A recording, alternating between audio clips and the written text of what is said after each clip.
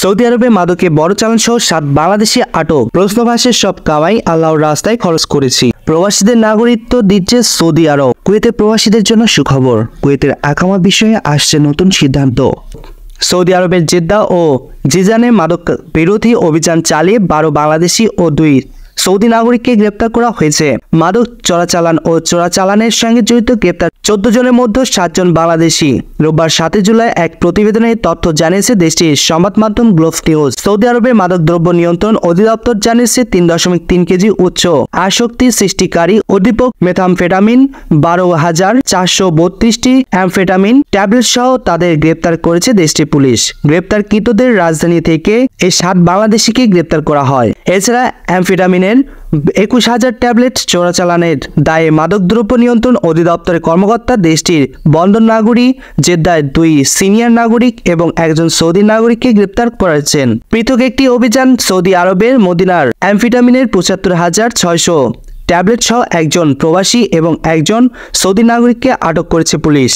এছাড়া দক্ষিণ পশ্চিমাঞ্চলীয় প্রদেশ জিজানের সীমান্ত লঙ্ঘনকারী 2 ইথিওপিয়ানকে আটক করেছে সীমান্ত রক্ষীরা। তারা 40 কেজি কাঠ নামক উদ্দীপক সীমান্ত দিয়ে পাচারের চেষ্টা করছিল।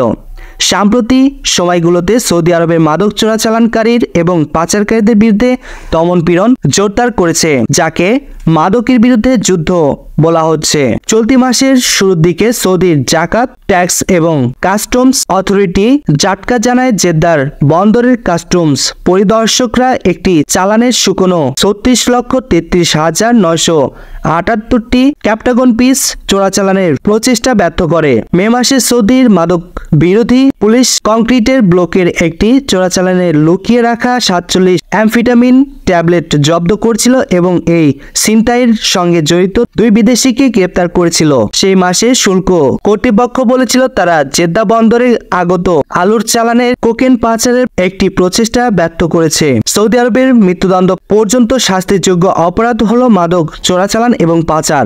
আপনি গাড়ি চালক হয়ে এত সম্পদের মালিক? গাড়ি নিলাম 15 বছর আগে। এখন আমি ব্যবসায়ী। প্রশ্ন ফাঁসের কত টাকা কামিয়েছেন? প্রশ্ন ফাঁসের যে টাকা কামাইছি সব খরচ করছি আল্লাহর রাস্তায়। প্রশ্নভাসের সব কামাই আল্লাহর রাস্তায় খরচ করেছি। বিসিএস পরীক্ষা সহ 30টি নিয়োগ পরীক্ষায় প্রশ্ন ফাঁসের অভিযোগে পিএসসি চেয়ারম্যানের সাবেক গাড়ি চালক সৈয়দ আবেদ আলী জীবন ও তার ছেলের উপজেলার ছাত্রলীগ সহসভাপতি শাহানুর রহমান সিয়ামকেও গ্রেপ্তার করেছে সিআইডি। সৈয়দ আবেদ আলী ব্যক্তিগত ফেসবুক প্রোফাইল ঘেঁটে রাজনৈতিক সামাজিক কর্মকাণ্ড, দান খয়রাত আর পরহেজগারির নানা খবর দেখা যায়। এর আগে গণমাধ্যমে এক সাক্ষাৎকারে আবেদ আলীকে জিজ্ঞাসা করা হয় প্রশ্ন ফাঁসে কত টাকা ইনকাম করেছেন। জবাবে তিনি বলেন, প্রশ্ন ফাঁসে যত টাকা ইনকাম করেছি সব খরচ করেছি আল্লাহর রাস্তায়। গত 12 জন আবেদ আলী তার ফেসবুকের এক পোস্ট লেখেন, আমার জীবনে কোনোদিনও অসাধু পয়সা অবলম্বন করিনি, গায়ে খেটে ভাগ্য পরিবর্তন করেছি। প্রশ্ন ফাঁস নিয়ে গণমাধ্যমের বিভিন্ন সময় প্রতিবেদন প্রকাশিত হয়। এরই ধারাবাহিকতায় সাঁড়াশি অভিযান চালিয়ে পিএসসির চেয়ারম্যানের সাবেক গাড়ি চালক সৈয়দ আবেদ আলী সহ 17 জনকে গ্রেপ্তার করেছে সিআইডি। প্রশ্ন ফাঁসের অভিযোগ হিসাবে আরও যাদের নাম রয়েছে পিএসসির উপপরিচালক মোহাম্মদ আবু জাফর, উপপরিচালক জাহাঙ্গীর আলম, সহকারী পরিচালক এস.এম. আলমগীর কবির, সহকারী পরিচালক নিখিল চন্দ্র রায়, অফিস সহায়ক খলিলুর রহমান। পিএসসির কোনো নিয়োগ পরীক্ষা এলেই পরস্পর যোগসাজশে প্রশ্ন ফাঁসের মাধ্যমে অর্থ লোপটের মেতে ওঠে তারা। সাম্প্রতিক প্রকাশ্য এসে পিএসসির চেয়ারম্যানের সাবেক গাড়ি চালক ও মাদারীপুরের ডাসার উপজেলার বাসিন্দা আবেদ আলী কোটি কোটি টাকা সম্পদের তথ্য প্রশ্ন ফাঁসের গড়ে জড়িত থাকার তথ্য সামনে আসার পরই সোশ্যাল মিডিয়া তার বিপুল সম্পদের তথ্য তুলে ধরেছেন নেটিজেনরা। ঢাকার ভেতরে তার 2টি বহুতল ভবন, মাদারীপুরের আলিশান বাড়ির তথ্য সামনে এসেছে। জানা গেছে আবেদ আলী সমাজের বিত্তবান ও প্রভাবশালীদের সঙ্গে নিয়মিত চলাফেরা করতেন। প্রশাসনিক কর্মকর্তা ব্যক্তিদের সঙ্গেও ছিল তার নিয়মিত ওঠা বসা। তবে আলীর ছেলে সৈয়দ শাহানুর রহমান সিয়াম ডাসা উপজেলার ছাত্রলীগের সহসভাপতি। তিনিও বিলাসী জীবনযাপন করতেন। প্রবাসীদের নাগরিকত্ব দিচ্ছে সৌদি আরব। প্রথম সারির বিভিন্ন পেশায় নিয়োজিত প্রবাসীদের নাগরিকত্ব দিচ্ছে সৌদি আরব। গত বৃহস্পতিবার 4 জুলাই বেশ কয়েকজনকে নাগরিকত্বের অনুমোদন দেওয়া হয়। বিশ্বের বিভিন্ন দেশের সৃজনশীল ব্যক্তিদের আকৃষ্ট করতে এবং অর্থনীতি, স্বাস্থ্য, সংস্কৃতি ও খেলাধুলার উন্নয়নে দেশটির এই সিদ্ধান্ত নিয়েছে বলে মনে করা হচ্ছে।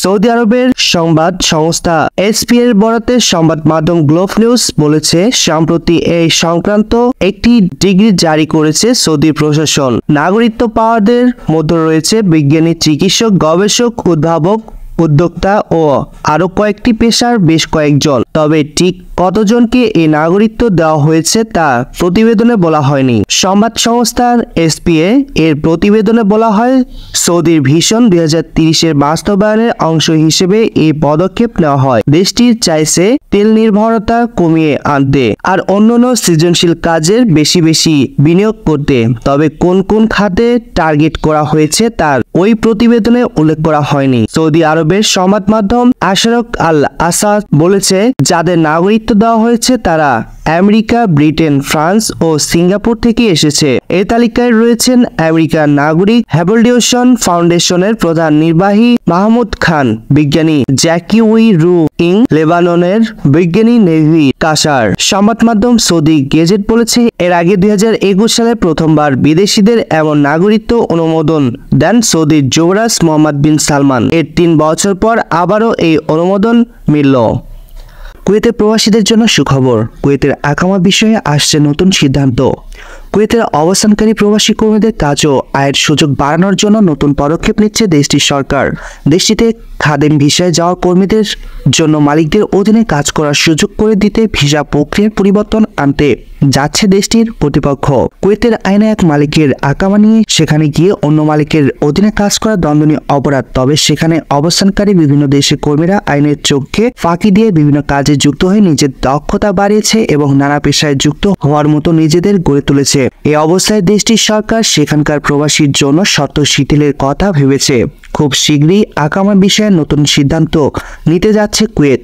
নতুন সিদ্ধান্তর বাস্তবায়ন হলে আকামাধারীরা অন্য কাজে যুক্ত হওয়ার সুযোগ পাবে। দেশটির বিভিন্ন গণমাধ্যম সম্প্রতি এই বিষয়ে বিভিন্ন সংবাদ প্রকাশ করেছে।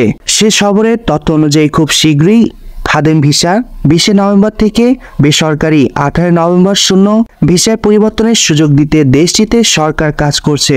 তবে কবে নাগাদ এই বিষয়টি বাস্তবায়ন হবে সে বিষয়ে নির্দিষ্ট করে কিছু বলা হয়নি।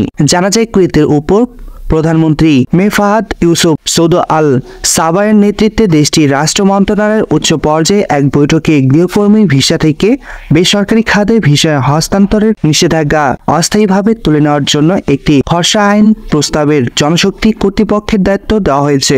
বিষয়টিকে স্বাগত জানিয়েছে দেশটিতে অবস্থানকারী প্রবাসী বাংলাদেশিরা। তারা বলেছে, অনেক ভালো ভালো কাজ জানেন, ভালো মানের টেকনিশিয়ান হয়েও অনেকে অন্য কোনো কাজ করতে বাধ্য হচ্ছেন। তাদের জন্য এখন সুযোগ বাড়বে। শূন্য ভিসা হলে প্রবাসীরা একাধারে বিভিন্ন প্রতিষ্ঠানে কাজ করার সুযোগ পাবে। এতে আয়ের পাশাপাশি রেমিটেন্স প্রবাহ বাড়বে। ধন্যবাদ সবাইকে। পরবর্তী নিউজ আপডেট পেতে এসএম প্রবাসী নিউজ 24 এর সাথে থাকুন।